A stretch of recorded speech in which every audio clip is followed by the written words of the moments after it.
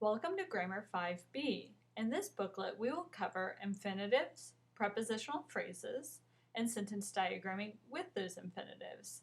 So let's jump right into infinitives. We've already worked with them in Grammar 4 a bit. We learned that infinitives can act as nouns. So just like nouns can be subjects, can be direct objects, can be predicate nominatives, so can infinitives. But now in this booklet, we're going to learn that infinitive phrases can also be adverbs and adjectives.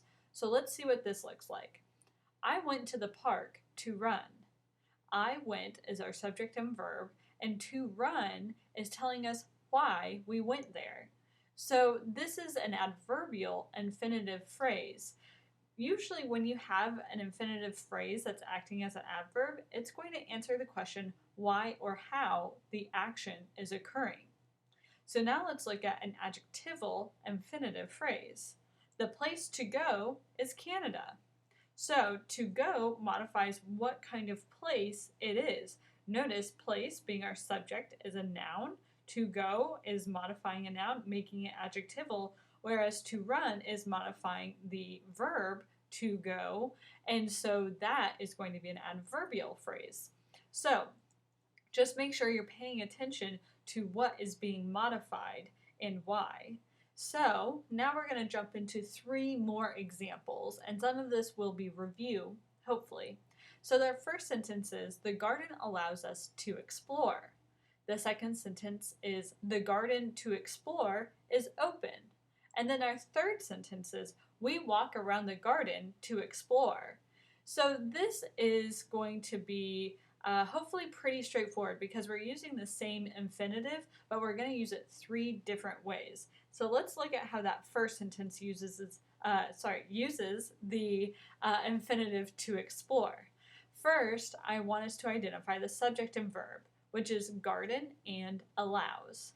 So now we need to figure out what is being allowed, if anything. Well, to explore is being allowed.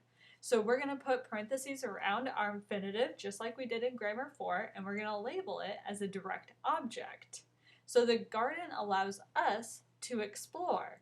Well, us is also a function of speech in here. It's going to be an indirect object. Remember, indirect objects are nouns or pronouns that essentially are like prepositional phrases with the preposition for or to omitted. So the garden allows for us to explore. Now let's get into that second sentence. The garden to explore is open. Here you can see I've already identified the subject and the verb. So now let's figure out what the rest of this is. We know to explore is an infinitive, so I'm going to put parentheses around those, but I'm not quite sure what I'm going to do with them yet. And I know that open is going to be a predicate adjective because it's modifying our subject in the predicate. So now, to explore, it's not really telling us how or why the garden is open, but it is telling us the type of garden it is. It's a garden you can explore. So I'm going to circle it and draw an arrow to the modified word, which is garden. Now let's get into our last one. We have, we walk around the garden to explore. We walk being our subject and verb. Once again, we know that we have an infinitive here, to explore, and then we also see that we have a prepositional phrase, around the garden. So we know nothing important is going to be in that phrase. So now we need to just read the sentence without the prepositional phrase, and we have, we walk to explore. Now we realize that to explore is modifying why we are walking. So I can circle it and draw an arrow to the verb. So as you can see, infinitives can do a lot of different things, and as you can also probably see, this book can get very, very messy because there's a lot going on in each sentence. So my biggest recommendation for you in this booklet and the rest of Grammar 5 is to go slow, take your time, and realize that this book and this whole series is just going to be a further analysis of how words and phrases relate to each other within one sentence. So take your time, be patient, And let's jump into our next category, which is going to be prepositional phrases and linking verbs. In the last book, Grammar 5A, we went over adverbs and linking verbs, so this is just kind of a continuation of some of the stuff we already know. So let's look at our explanation at the beginning of the book. You've learned prepositional phrases describe action verbs, but just like with adverbs, we know that prepositional phrases can be used with linking verbs.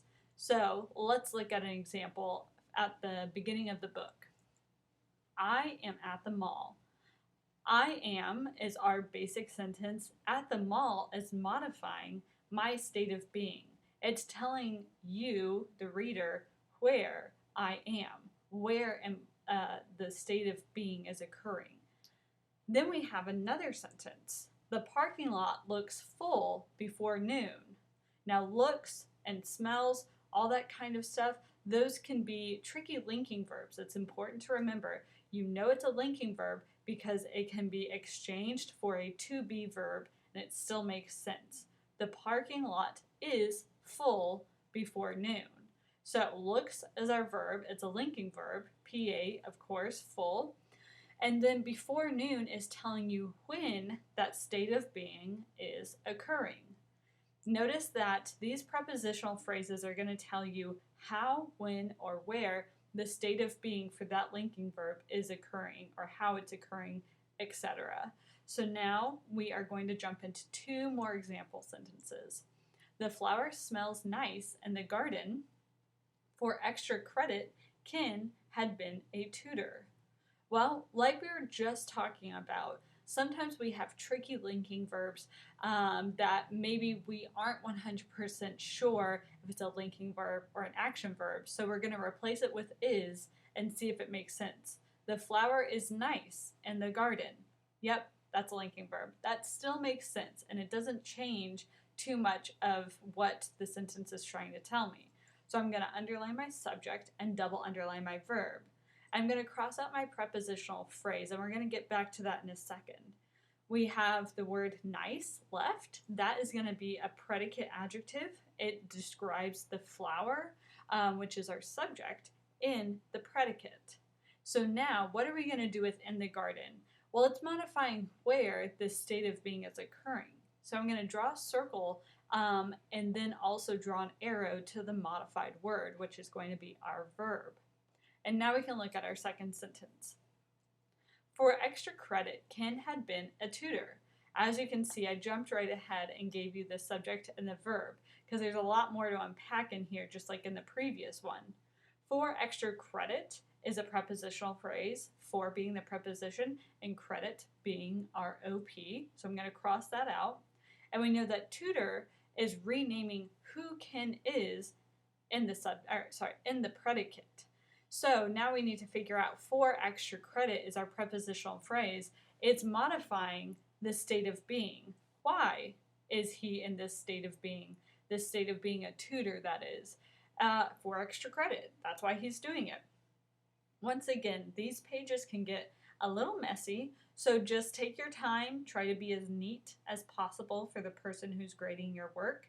And once again, we're just analyzing the relationship between these phrases and the other words in the sentence. So now we're going to look at sentence diagramming so we can get a little bit of a wider view of how these relationships work within a sentence. So first we're going to look at infinitives as adverbs, and then we're going to get into infinitives as adjectives. So let's get into this. Lee plays the piano to impress.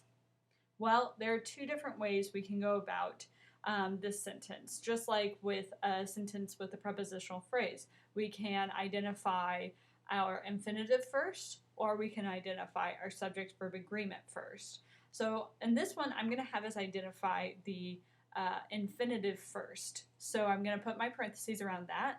And we know that no other important information like the subject, verb, etc. are going to be inside that infinitive phrase. So that kind of narrows down our focus. So let's find our subject. It's going to be Lee. And then what is Lee doing? What action is he completing? Plays. Lee plays what? What is being played? What's receiving that action? The piano. And of course, the is modifying piano. And so now we need to figure out if to impress is an adjective or adverb. I know I kind of already gave it away with our title slide, but remember that this is going to answer how or why the action is occurring if it's going to be adverbial, which to impress does answer why Lee plays. So I'm going to circle it, draw an arrow to the verb. And now we can start making our diagram. So we're going to draw a nice long line, and then we're going to intersect it with a full long line again, and then we have a direct object in our sentence, so we're going to make a shorter line, and then we have a modifier for a direct object, and then we also have a modifier for our verb, right? We have an adverbial phrase. So let's see, how do we create an adverbial infinitive phrase? Well, we know it's coming off of the verb. That's what's being modified. And then we create a little platform for our infinitive to sit on.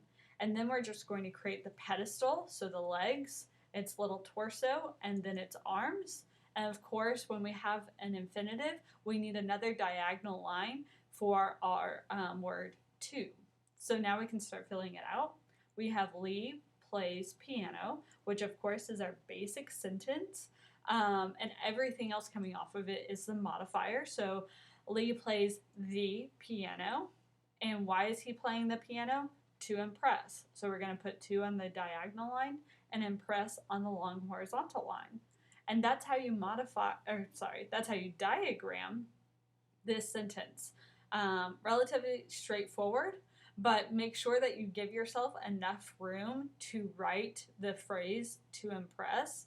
It can get a little tight, so just try to use that pencil really well, and don't forget that we have erasers. Next one is going to be infinitives as adjectives. So the computer to buy was expensive. So once again, there are two different ways to go about this. We can find our infinitive phrase first, or we can find our subject verb. So in this one, I'm going to find our subject and our verb first. Computer is our subject, was is the verb, and then expensive is modifying computer, but it's in the predicate, making it the PA. And of course, the modifies computer. And then all we have left is to buy. Well, we know that to buy is not going to be acting like a noun in this sentence. And we also know it's not modifying the state of being. Instead, it's modifying what kind of computer we have, or is in this sentence at least. So now we're going to make our diagram. We're going to draw a nice long line. We're going to intersect it. And then we have a PA, so we're going to make a shorter diagonal line. And now what we're going to do is we're going to put in our modifiers. So we have one modifier for computer and then a second modifier, which is our infinitive. So we draw our diagonal line off of the modified word, and we are going to make a platform, and then we create our little pedestal and everything for our infinitive to sit on. So now we can start filling it out. Computer seems expensive. Once again, our basic sentence, and then we put in our modifiers the and to buy.